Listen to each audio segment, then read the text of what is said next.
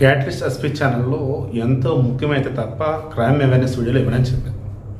ఇదిగో ఈరోజు బామ్మర్ది బావ బతుకు కోరతాడంటారు. తన చెల్లెలని ఇచ్చినా తన అక్కని ఇచ్చినా అవతలన మగవాడు బావ అవుతాడు, ఇతరులను బామ్మర్ది అవుతాడు. ఈ బామ్మర్ది కలకాలం తన బావకి కుడిబుతలో ఉండాలి. జస్ట్ లైక్ అర్జునుడు శ్రీకృష్ణ. శ్రీకృష్ణుడు చెల్లెలే కదా సుభద్ర. లైక్ అలా ఒక అర్జునుడు ఉన్నాడంటే పాండవులు మొత్తానికి ఉన్నాడు. కురుక్షేత్ర మహాసంగ్రామంలో పాండవులు గెలిచారంటే కృష్ణుడి వల్లే. మహాభారతం ఈరోజు మనం ఇంత గొప్పగా చెప్పుకుంటామంటే కృష్ణుడి వల్లే. సో అంటే ఒక రకంగా అక్కడ బావ అరే వెళ్ళి ఈరోజు గుంటూరులో ఆ బుడంపాడి ఏరియాలో పాపం కుర్రా నాగ్ గణేష్ అనేటువంటి ఓ వ్యక్తిని, అతని బామ్మర్ది ఆ బావ అంటే తన భార్య యొక్క అన్న దుర్గారావు ఎంత ఘోరంగా చంపాడు అంటే చెప్పి మరీ చంపాడు. మన వేమూరు మండలం ఎడువూరుకు చెందినటువంటి కుర్రా నాగ్ గణేష్ వాళ్ళ ఫ్యామిలీ అంతా కూడా చేపురం మండలం సంగం జాగరంలో నివాసం ఉంటున్నారు. ఉద్యోగ నిమిత్తం ఇతను గత కొద్ది నెలలుగా గుంటూరులో బుడంపాడి ఏరియాలో ఉంటున్నాడు. పెళ్ళిడు వచ్చింది, కుర్రాడు సెటిల్ అయ్యి అన్నాడు. పెళ్లి సంబంధాలు చూద్దామని చెప్పి చూస్తున్నప్పుడు తెనాలలో వీళ్ళ బంధువులు వరుస ఒక అమ్మాయి ఉందని చెప్పేసి కనుక్కొని వెళ్ళారు. పెళ్లి చూపులు జరుగుతున్నాయి. అమ్మాయి అబ్బాయి ఒకరికొకరు ఫోన్ నెంబర్ ఎక్స్చేంజ్ చేసుకున్నారు, మాట్లాడుకుంటున్నారు. ఇంతలో ఆ అమ్మాయి కీర్తి అంజనాదేవి, ఆ అమ్మాయి వాళ్ళ అన్న దుర్గారావు, నువ్వెక్కడ హైటు, ఆడు పొట్టిగా ఉన్నాడు, వద్దంటే వద్దన్నాడు. ఈ అమ్మాయిల పేరెంట్స్ కూడా ఎందుకులేమ్మ వద్దులేమ్మ అన్నారు. ఈ అమ్మాయి అప్పటికే గణేష్తో ఫోన్లో మాట్లాడుతుంది. ఆల్మోస్ట్ ఇద్దరి మధ్య ప్రేమ చిగురించేశారు. ఇక ఈ అమ్మాయి పేరెంట్స్ గణేష్ వాళ్ళ పేరెంట్స్ చెప్పేశారు, వద్దయ్యా మేము వద్దనుకుంటున్నాం అని. బట్ వీళ్ళు ప్రేమలో ఉన్నారు కదా, మరి గణేష్ చెప్పాడా ఈ అమ్మాయి చెప్పేది తెలియదు. కానీ సెప్టెంబర్ 25న ఇంట్లోంచి వెళ్ళిపోయి అమరావతిలో గుడిలో పెళ్లి చేసుకున్నారు.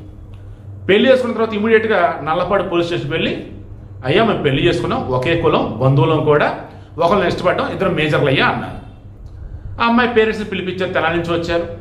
అండ్ వీళ్ళ పేరెంట్స్ పిలిపించారు, సంఘం జగల నుంచి వచ్చారు. మొత్తం మాట్లాడిన తర్వాత అదే పోలీస్ స్టేషన్ ప్రాంగణంలో దుర్గారావు పొట్టిన పడక నుండి చంపేస్తారా అది రాత్రి వేసి పోలీసు ముందు హడావుడి చేశాడు.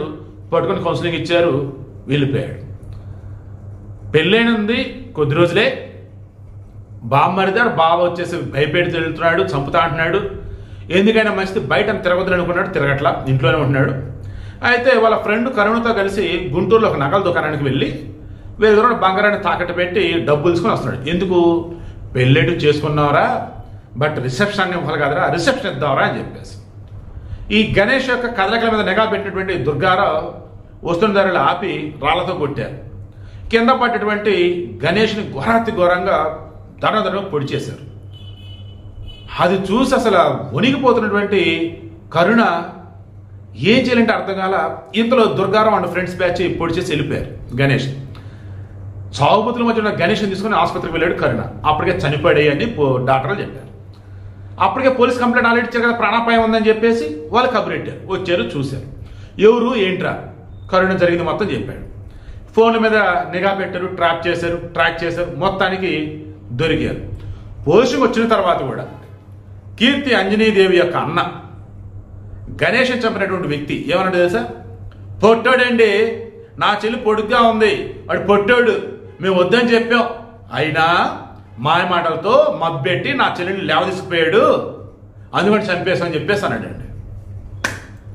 ఒరే బాబోయ్, మీరు ఆడోళ్ళైనా మగలు దండం పెడుతున్నానరా.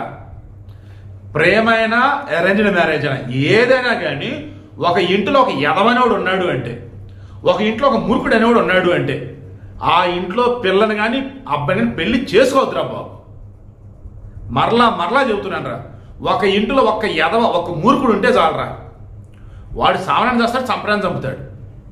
అటువంటి ఇంట్లో పిల్లని చేసుకోవద్దు, పిల్లని చేసుకోవద్దు. వాళ్ళు వద్దన్న తర్వాత అసలు దరిదాపులు కూడా బావద్దురా. అన్యాయంగా చనిపోయాడు గణేష్ అయితే. ఇప్పుడు అంజనీదేవి పరిస్థితి ఏంటంటే పాపం 10 రోజులు పెళ్ళే. ఇప్పుడు ఆ అమ్మాయి పరిస్థితులు ఏంటి, ఆ గణేష్ ఫ్యామిలీ పరిస్థితి ఏంటి, ఈ దుర్గారావు అమ్మ పరిస్థితి ఏంటి, ఏం బతుకులరా, ఎంత ఘోరంగా ఉన్నారు అసలు మనుషులు.